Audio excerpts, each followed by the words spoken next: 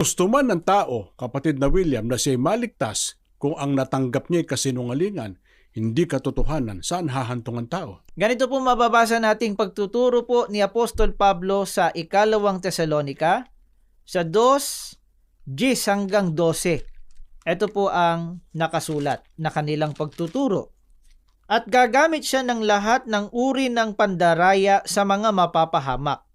Mga taong maliligtas sana kung kanilang tinanggap at inibig ang katotohanan.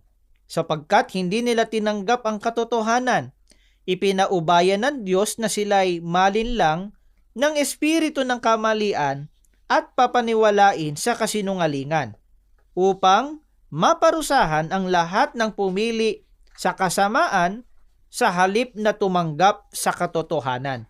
Ayon po sa mga talatang binasa natin, kapatid na Orly, sabi po ni Apostol Pablo, hindi nila tinanggap ang katotohanan, ipinaubayan ng Diyos na sila'y malinlang ng espiritu ng kamalian at papaniwalain sa kasinungalingan. Ganon talaga eh. Pagka hindi mo tinanggap yung katotohanan, mahuhulog ka sa kasinungalingan. Saan hahantong ang ganon?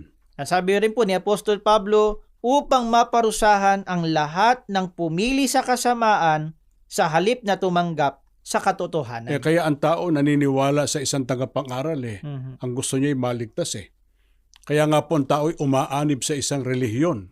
Ang gusto niya ay maligtas, inaakala niya na doon siya magtatamo ng kaligtasan eh.